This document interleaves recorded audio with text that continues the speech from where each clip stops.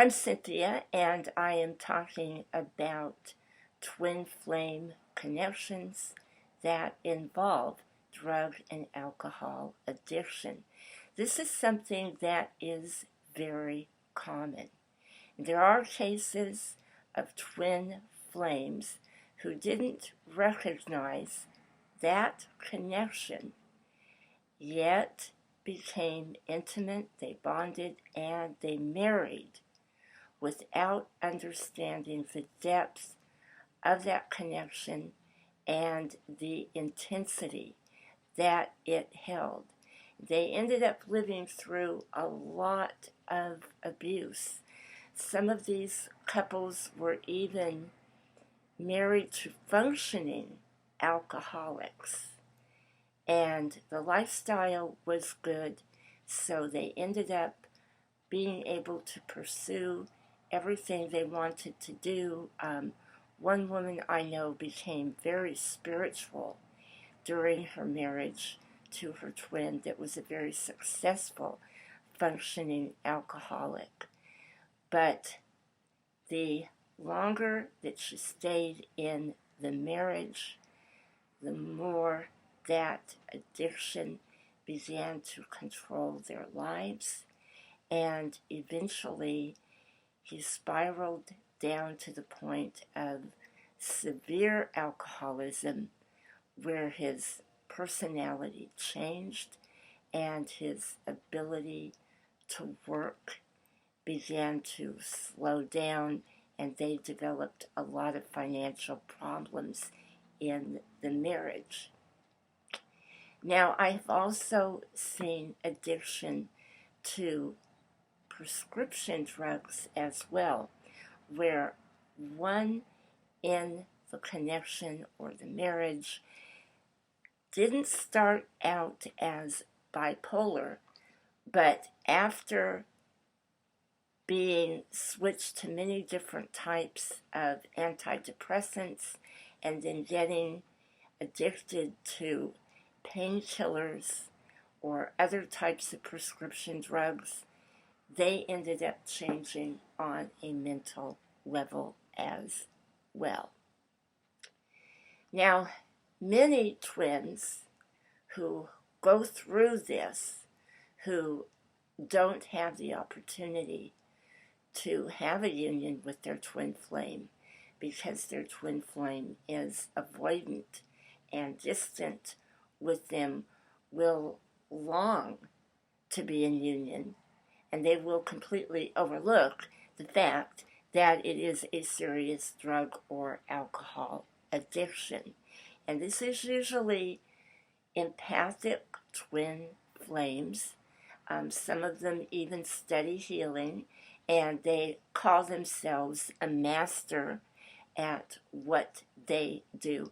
And they feel that because of their certificate or whatever, they can actually change their twin and mold them into exactly what they want to be, simply because they're the twin flame and they feel that they have the power to do this. I personally believe that it is false teaching. Why is that? Because I have several colleagues that were addicts at one point in their life, and they became completely clear and free from the addiction through a lot of therapy, 12-step programs, or if they didn't take a 12-step program, they worked very closely with a good therapist or spiritual teacher. These colleagues of mine went on to teach others, and they stress how important therapy and self-help really is.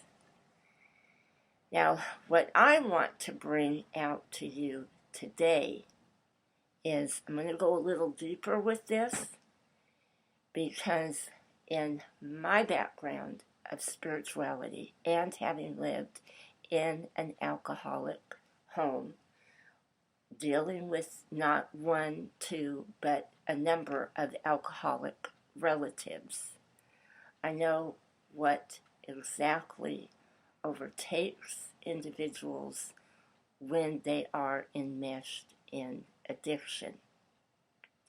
What many people do not understand is that discarnate entities are real,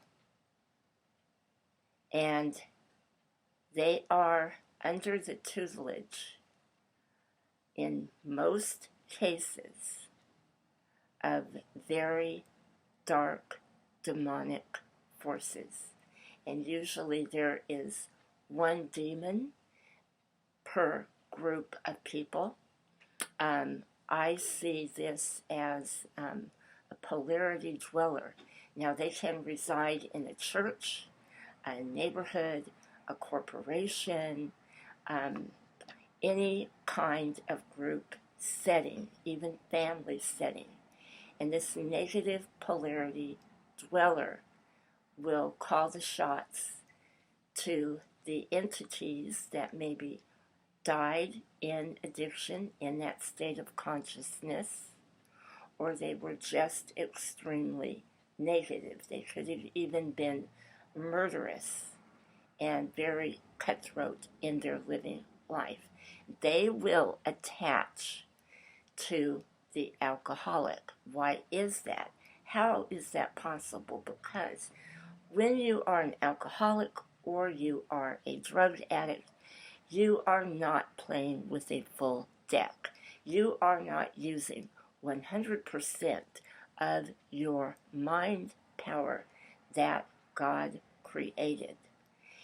Not only that, you are losing brain cells, and you are causing brain damage to yourself the longer you are enmeshed in that addiction. So it makes it very easy for these entities to come in and influence the behavior in the addict's life. Now, when it goes to a certain point and this addict is completely out of control, this is when you are going to see real possession. And I'm telling you, yes, it can be on a demonic level. Now, many twin flames who are in these connections also have a past history and some even a present history of using light marijuana or drinking and even getting tipsy and drunk on occasion. And I want to tell you this. If you are serious about the twin flame journey and you believe in the path of ascension, then you know that we are eternal beings. We never die, even though we shed these physical bodies. But the path to real ascension, to where you do not ever have to take another physical embodiment again, takes lifetimes to master. And if you have awakened in this life and you are still dabbling in those energies, you will have to come back again in a baby body. Now, many think this is no big deal because they'll probably get the opportunity to be with their twin flame. But at this point, humanity has not chosen the light, and that is the majority of humanity. What we are living in is a lot of darkness.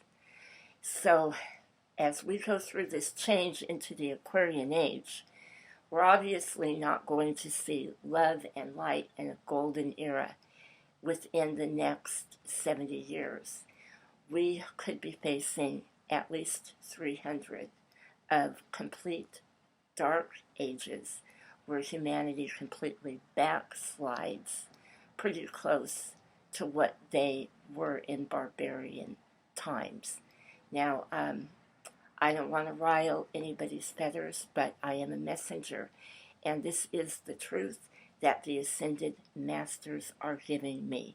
So, your priority should, at this point in time, be the growth of your own soul and really taking a hard, long look at addiction and your own temptations with it.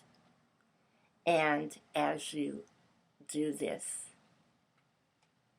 completely focus on your own spiritual path. If you are free of drug and alcohol addiction and you see it clearly, then your priority should be grounding and centering into the spiritual energies and keeping your focus completely on the God source that created you at all times, and your own beloved mighty I Am presence that is anchored within the heart and is your oversoul, your Christ consciousness, your angelic form, which extends 60 feet above you.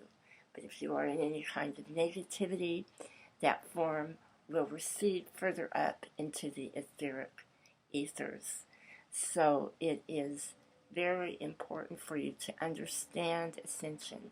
I do have a video in my library on the path of twin flame ascension. You might want to watch that as well. I wish you so much love and many blessings, dear ones, with all the love of my heart. Namaste.